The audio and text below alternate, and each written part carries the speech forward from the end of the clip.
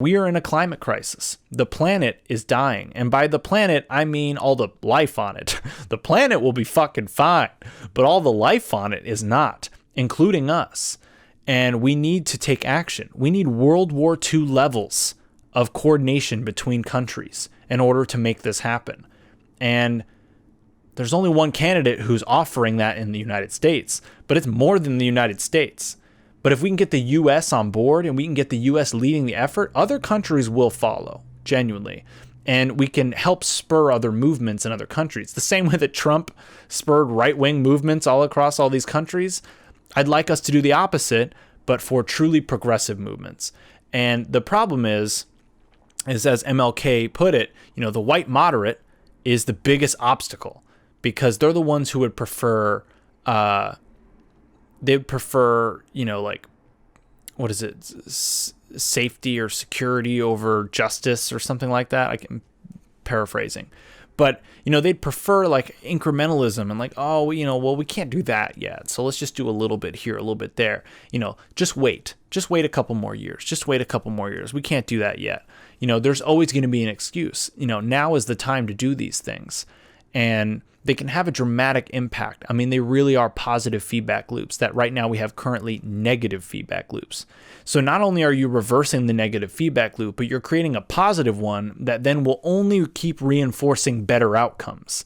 So you're stopping a cycle at its source and you're creating a new one that only benefits itself over time. This should be obvious. We should be doing this. We should be giving healthcare to people. The number one reason for bankruptcy in America, 500,000 people go bankrupt every year in America, is healthcare.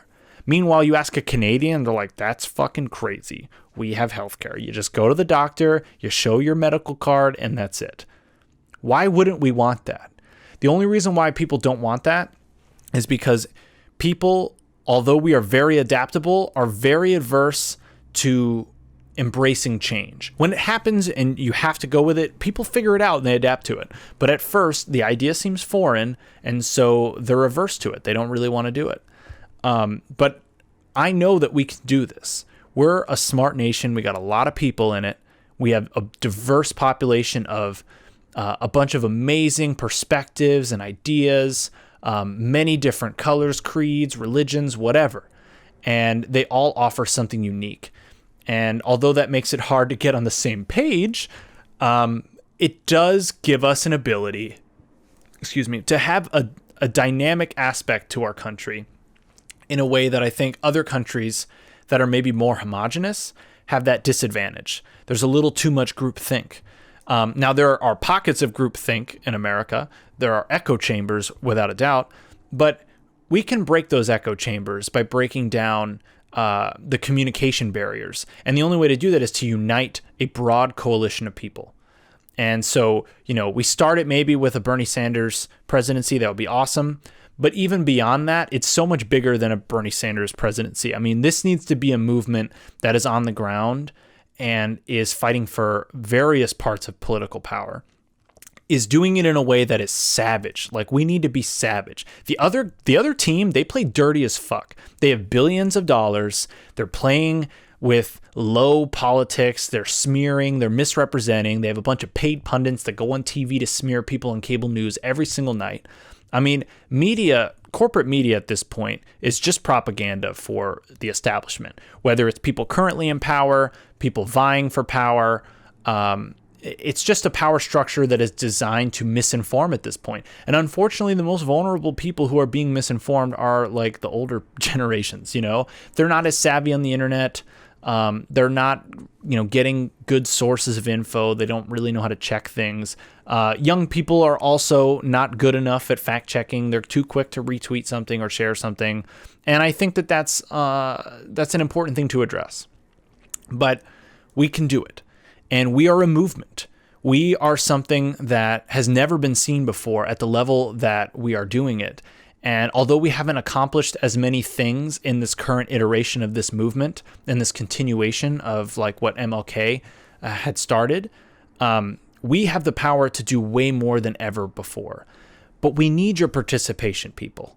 We need young people to do this. We need the younger generation to stand up for themselves. Because guess what? The older generation is voting for the same old because they're scared. They've been beaten and battered and demoralized for decades and justifiably think there's no way you can get anything done in politics.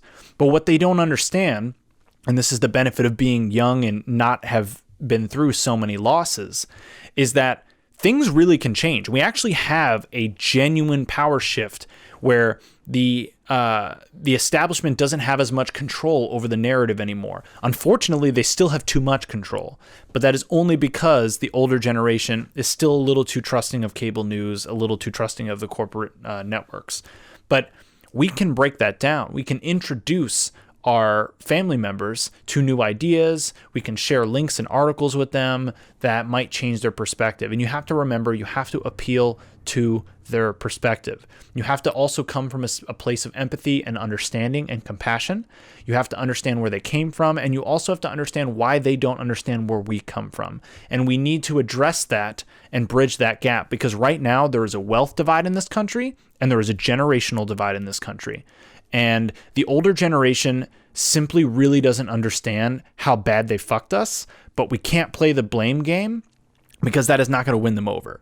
You know, yes, did the baby boomers create this situation for us and kind of led the planet into a disastrous outcome? Yes. I mean, I think objectively they did. And I don't mean this as a monolith. I just mean in general, that generation did kind of set us up for a lot of failures. They elected a lot of people who put in a lot of bad policies and have, subscribed to the neoliberalism and the neoconservatism that has led to the existence of the current societal power structures that exist.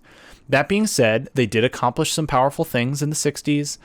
They did accomplish some powerful things in terms of the civil rights movement and even just, the free love movement and psychedelics. They did some things right, and they forgot. They kind of forgot where they came from. They forgot their revolutionary roots, and they were conformed into the American dream. But it's not all their fault, and there is some personal responsibility that as young people who are of age to vote can take for making changes now. You can't, it's not our responsibility of the shit that was fucked up decades before we were born. There's nothing you can do about that. There's not even, you're not responsible for anything where you weren't 18, you couldn't vote or have a say in anything. But if you have a vote, if you have a say, if you are able to make a difference in your community, we have to do it. We got to get more people to care about the community. We have to get more active. And so I know one of my goals for this year is to get active in the community. I want to find a way to help, my fellow Americans here, or in this case, in particular, Chicagoans. I want to see what I can do with the community organizing. I want to try to get into that movement, not just for Bernie Sanders, which I've already been a part of. I've already gone to some events, going to a rally this weekend at the time that I'm recording this. And I've donated a lot of money to Bernie Sanders. So full disclosure, not that everybody who's listening to this podcast knows I'm a Bernie Sanders fan, but I've also said numerous times it's bigger than him. It's about the movement. But, I want to start getting into community organizing, and I want to start getting active in local politics, because the national politics is very corrupt. It's very hard to get over. It's not unbeatable. There are certain districts and whatever that you can win over, and I think we should keep fighting those fights. I think those are worth putting our time and money and effort into. But we also need to win back the courts. We need to fix the gerrymandering. There's like a number of institutional things that are in place that were racist policies that were designed to keep, Black and brown people in positions of powerlessness and to keep them from owning homes. There's a lot of institutional racism that goes super deep that I am not even educated enough to tell you all the details. All I can tell you is that I've learned quite a bit from that stuff, and from what I've learned, there's just a lot of things that were done decades ago that still exist today that specifically were created just for purely racist reasons. And so although you personally, as a white person or whatever, have not necessarily done anything to harm Black or brown people, you might be the sweetest person in the world. There are other people in the past and power structures that were laid in place that still exist today that are still having an impact. And so it's really just not a fair shot across the board. And I think it's important for us to start dismantling these power structures. And the only way for us to do it is to be organized. We need to get together. We need to coalesce our power. And you know what we need to stop doing? This bullshit woke, like, I'm going to try to out left you, and oh, you're not being intersectional enough, and like, no. We need to find whatever allies we can find of people that want the right things. And if we start woke scolding people and virtue signaling and doing all these things that are just dividing the left, that is not helping.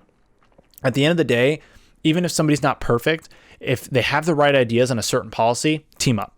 Even if it's somebody who you detest, maybe it's somebody who's got really horrible views on other things. If they agree with you on trade policy, sorry, we got to make the dirty deals. You know, we have to play politics. They're playing dirty as fuck. We need to play cleaner, but be willing to get a little dirty, because I think that's the only way that we're going to really win this stuff. We can't keep going with the, you know, my good friend Joe, you know, like, you can't say that. You just got to be, you know, Joe voted for the disastrous NAFTA bill and the disastrous bankruptcy bill, and, you know, you got to just fucking go after him. Sorry, I'm just shout that out to Bernie, but like, bro, you got to fucking attack Biden, and the dude's got dementia. But for real, we need to organize. We need to get together. This is so much bigger than this presidency. This is so much bigger than just one election. This is so much bigger than any Senate seat or House seat. This is a fight for democracy. We are at a point in our history that we truly are basically already an oligarchy, but we do still have a chance to win this back. And it would be great to be able to win the presidency. It is not the end of the world if we don't. This fight can still continue, and it will take longer without a president, you know, that's fighting for it, but it can be done. And we have to do it from a local level. And we need to have a similar awakening in the way that in the 1960s, where they were kind of having that awakening. Now, part of it was aided by psychedelics. Psychedelics are coming back. Part of it was aided by political activism due to unjust war and a horrible president. Well, we got those checked off as well. And I think we've also just hit a breaking point for a lot of people, where a lot of people just are not able to survive. You know, over half the country is living paycheck to paycheck. And an even higher percentage than that has less than $1,000 in their bank account for an emergency. And a substantial portion of that has less than $500 in their bank account for an emergency. So we are talking about a moment of desperation that, you know, we have a thin veil of society that is currently existing that is holding it all together. But I think, as we've seen with the coronavirus outbreak, that it's thin. This is thin, and we are barely holding it together. And do I think it's the end of the world or the end of times? Like, no. But do I think that we are getting to a point where shit can get really bad really quickly, and it might be very difficult for us to overcome that if we don't start taking action now? Yeah, I do think we are at this point. And I don't mean to be alarmist. It's just, we got to be real about the situation here. Things are not as rosy as the news wants you to think. Not that the news is even trying to tell you that it's rosy. But I think it's also more fixable than the news would like you to think, and is more fixable than people would like you to think. It is not as disastrous as it could be, although it is not great in its current state. So I think we can do this. I think we can get together. I think we can organize. I think we can accomplish what we set out to do decades ago as a species, to finally try to restore justice to the world. And I think that we can.